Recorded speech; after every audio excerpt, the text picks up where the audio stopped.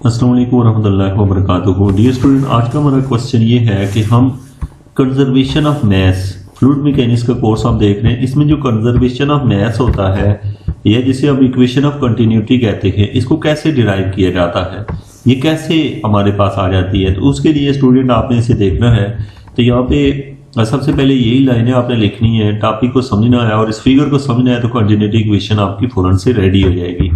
तो यहाँ पे देखिए, the continuity equation reflect the facts the mass is conserved in any non unclear continuum mechanics analysis. The equation is developed by adding up the rate at which the mass is flowing in and out of the control volume and setting in the net inflow equal to the rate of change of mass within it.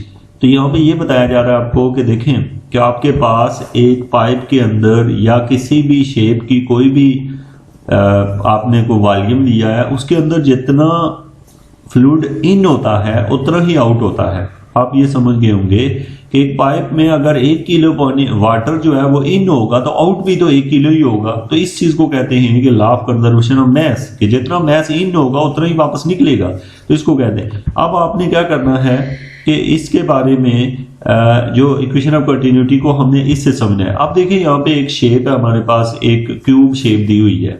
इस cube shape में होता ये है कि देखें, हम ये कह रहे हैं कि 2 जगहों से फ्लूइड इन हो रहा है। कहाँ पे देखिए, जहाँ पे है रो V1 से फ्लूइड जो है वो इन हो रहा है। यहां से देखें इन हो रहा है, जब इधर से आउट होगा तो वो ही फ्लूइड रो V1 plus partial rho V1 over partial x into dx बन जाएगा, क्योंकि इस फेज को हमने x1 कहा हुआ है। लेकिन जब ये यहां से यहां पहुंचेगा तो इसमें क्या चेंज आया होगा, रो V1 उतना ही और उसके अंदर जो भी चेंज आया होगा। अब चेंज का क्या मतलब है, यानी partial rho V1 over partial x1 into dx1। अब आपको समझने की बात है कि जितना वॉल्यूम यहां से इन हुआ उतना वॉल्यूम प्लस समथिंग जो उसमें चेंज आया वो यहां से आउट होगा। अब आपका सवाल पैदा होता है कि मैं तो अभी आपको बता रहा था कि एक पाइप में अगर 1 किलो लिक्विड है या फ्लूइड है वो इन हुआ है तो यहां से वापस 1 किलो ही निकले ना। असल में होता यह है कि जब वो यहां से यहां पहुंचेगा तो शायद कि कुछ हिस्सा उसका यहां से निकलेगा और कुछ हिस्सा किसी और प्लेस पे मुंतकिल हो सकता है, यानी कि जरूरी नहीं है सारा यहां से निकले। लेकिन ओवरऑल जो है, टोटल जो है, अगर हम देखेंगे तो निकले वाला और इन आने वाला सेम होगा। जैसे मैं आपको मिसाल दूं कि शुरू में ये होता है कि आपने एक पाइप में से वाटर इन हो रहा है और आगे जाके 2 टूटियां निकल रही हैं, तो आपने ये नहीं कहना कि एक ही टूटी में से सारा उतना ही निकल रहा है। अब उन दोनों टूटियों में से जितना निकलेगा उतना इन और आउट इक्वल होगा। यानी कि अगर आपकी एक नल में से आधा किलो निकल रहा है, दूसरे में से आधा किलो निकल रहा है, तो इसका मतलब है शुरू में 1 किलो ही आ रहा था। तो यहां से इसी तरीके से जो नीचे वाला फेस है जहां से फ्लूइड यहां से इन हुआ है, जिसको हमने रो V2 कहा, जब ये ऊपर से आउट होगा तो पार्शियल V1 प्लस पार्शियल रो V2 over partial x2 dx2, यानी यहां से ये आउट होगा। सेम यही काम, ये 2 फेस दिखाए गए हैं। एक और फेस होगा जो कि कहां होगा आपको पता है, जैसे यहां से इन होगा तो इधर से आउट होगा, फिर जो यहां से इन होगा नीचे से वो ऊपर से आउट होगा, और जो इधर सामने से, यानी कि ये जो सामने वाली जो है यहां से जो इन होगा वो पिछली साइड से जाके आउट होगा। तो उसकी इक्वेशन भी आपको पता होगा कि वो क्या होगी। उसको हम अगर V3 कह दें तो वो यहाँ पे V3 के साथ आ जाएगी। यानी कि आप खुद सोचेंगे, एक कमरे के अंदर फर्श में से फ्लूइड इन हो रहा है, छत में से आउट हो रहा है, फिर एक दीवार में से इन हो रहा है, दूसरी से आउट हो रहा है, और फिर जो सामने वाली दीवार है उसमें से इन हो रहा है, बैक वाली दीवार से आउट हो रहा है। तो इस तरह करके 3 वो बनेंगे डिफरेंट उसके पार्ट्स। अब इसका मतलब ये है कि इनके साथ ये जो चेंज साथ हम लिखते हैं, ये जो डेरिवेटिव साथ लिखते हैं, वो इसलिए रखते हैं तो हमें ये नहीं पता होता कि जितना इन हुआ है क्या उतना ही उसके सामने वाले फेस से आउट हुआ है या कुछ हिस्सा उसका दूसरे किसी और फेस से आउट हो गया है। ओवरऑल इन आउट इक्वल होती है, लेकिन जो उनके फेस में से जो आउट होता है उनके वो थोड़ा चेंज होता रहता है। या फिर ये भी हो सकता है कि कुछ फ्लूइड जो है वो अभी दरमियान में रुका हुआ हो, अभी तक वो वहां से पास ना हुआ हो। अब हम आते हैं जी नीचे जाके, तो इसके ऊपर आप देखेंगे कि इस इक्वेशन को हमने कैसे लिख लिया। तो अब आप अगर गौर से देखें तो आपके पास है, अब हमने इस इक्वेशन को लिख लिया रो v1 dx2 dx3, रो v1 dx2 dx3, रो v2 dx1 d ये असल में वॉल्यूम का जो फार्मूला होता है वो होता है dx1 dx2 dx3। इन तीनों के मल्टीप्लिकेशन को यानी लेंथ विड्थ एंड हाइट को मल्टीप्लाई करते हैं तो वॉल्यूम आ जाता है। ये वॉल्यूम है dv, वॉल्यूम को शो कर रहा है, dx1 अलॉन्ग एक्स एक्सिस की लेंथ को, dx2 y एक्सिस की और dx3 z वाले की लेंथ को शो कर रहा है। अब हमने क्या कर लिया जी, टोटल जो है रो v1, अब रो v1 जो है उसके साथ हमने लिख दिया dx2 dx3, ठीक है, क्योंकि इसमें इन्वॉल्वमेंट जो रो v1 है उसमें 2 और 3 की इन्वॉल्वमेंट है, dx1 नहीं है। जो रो v2 है उसमें dx1 dx3 यानी कि जो इसमें 2 आ गया और जिसमें 3 है ये। अब माइनस हम क्या कर देंगे, minus rho v1 plus partial rho v1 over partial x into dx और इसके साथ लिख देंगे dx2 dx3।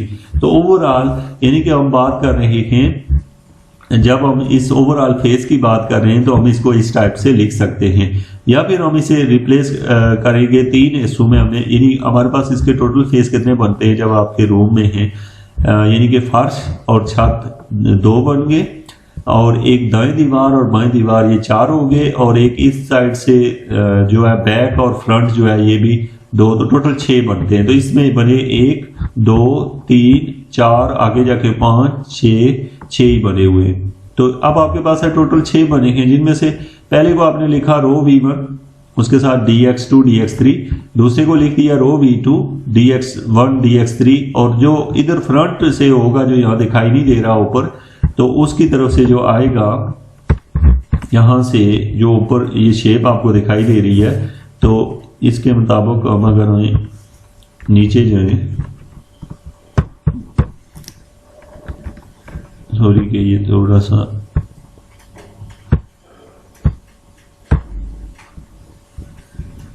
जूम पे क्लिक है, मैं इसे थोड़ा स्मॉल कर लेता हूं।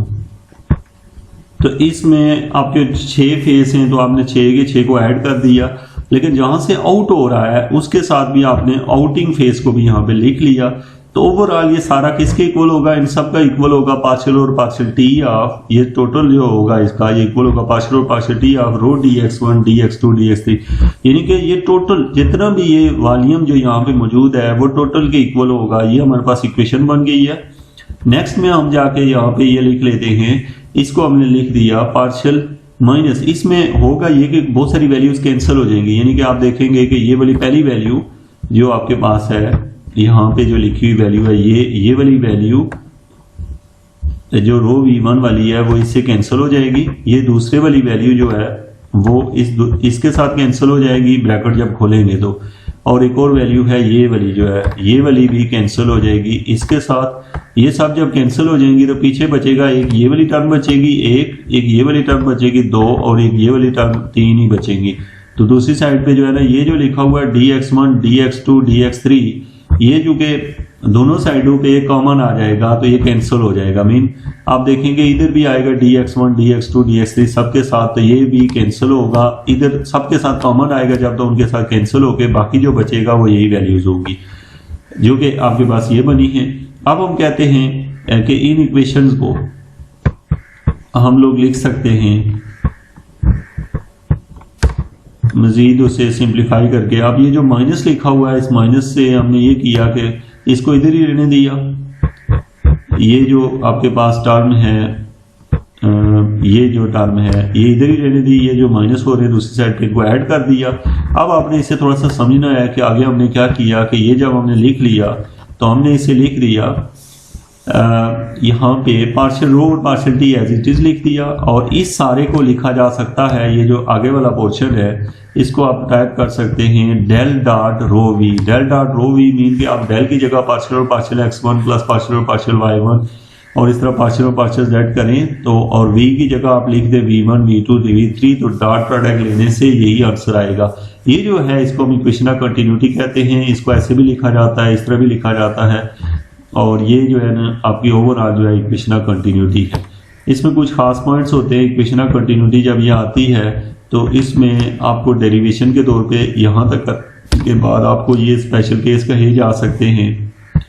जैसे कि अगर आपसे कहा जाए कि स्टडी केस में इक्वेशन ऑफ कंटिन्यूटी क्या होती है, तो आप यहाँ तक हल करेंगे और यहाँ पे पार्शियल रो और पार्शियल टी होता है उसको जीरो कर देते हैं, खाली ये वाला पार्ट बचता है तो उसको स्टडी कहा जाता है। अब यहाँ नीचे देखें, ये जो है इसको हम स्टडी केस कहते हैं। इनकम्प्रेसिबल केस में जो रो वाली टर्म होती है उसको छोड़ देते हैं, उसे डेल डॉट वी लिखते हैं इक्वल टू जीरो। तो ये पहला वाला जो है वो स्टडी केस है, दूसरा वाला इनकम्प्रेसिबल है। याद रखिएगा यही इक्वेशन होती है, लेकिन इनकम्प्रेसिबल में जो रो होती है उसको निगलेक्ट कर दिया जाता है। जब रो खत्म हो जाएगी यहाँ से भी तो वो इनकम्प्रेसिबल बन जाता है। ये दो इक्वेशनें बनी और फिर इनकम्प्रेसिबल की फॉर्म में इस तरह लिखें या इस तरह लिखें, एक ही बात होती है। नेक्स्ट जो है ये जो है आपके पास इक्वेशन आ गई, इसमें दो तीन और पॉइंट्स होते हैं। जैसे ये पार्शियल रो और पार्शियल टी है, इसमें जो पार्शियल रो और पार्शियल टी है इसको बेसिकली मटेरियल डेरिवेटिव कहा जाता है। तो आपको ये पता हो कि इसके नाम पता हो, पार्शियल रो और पार्शियल टी को मटेरियल डेरिवेटिव कहा जाता है। ये जो इक्वेशन है इसमें कुछ और चीज़ें जो हैं वो ऐड की हुई हैं, लेकिन मैं इसके ऊपर नहीं होऊंगा। आपका जो आज का काम है टोटल वो ये है कि इक्वेशन ऑफ कंटिन्यूटी डिराइव कैसे करते हैं। जब ये शेप बनाएं उसके बाद ये इक्वेशन लिखे, चीज़ों को कैंसिल करें और यहाँ तक इसको डिराइव कर दें। कोई बंदा आपसे कहता है कि आपने इक्वेशन ऑफ कंटिन्यूटी तो डिराइव कर ली है, अब बताओ कि इसमें कंप्रेसिबल के केस में क्या होगी, तो आप कहेंगे कि ये जो है ये इक्वेशन जो है ये कंप्रेसिबल के केस में है। अगर कोई कहे कि इनकम्प्रेसिबल तो फिर आप रो वाली टर्म दोनों छोड़ देंगे, और अगर कोई स्टडी केस कहे तो पार्शियल रो और पार्शियल टी को छोड़ के खाली ये लिख देंगे। तो ये आपके टोटल जो है पॉइंट्स हैं, इनके आपको समझ हो। Thank you very much.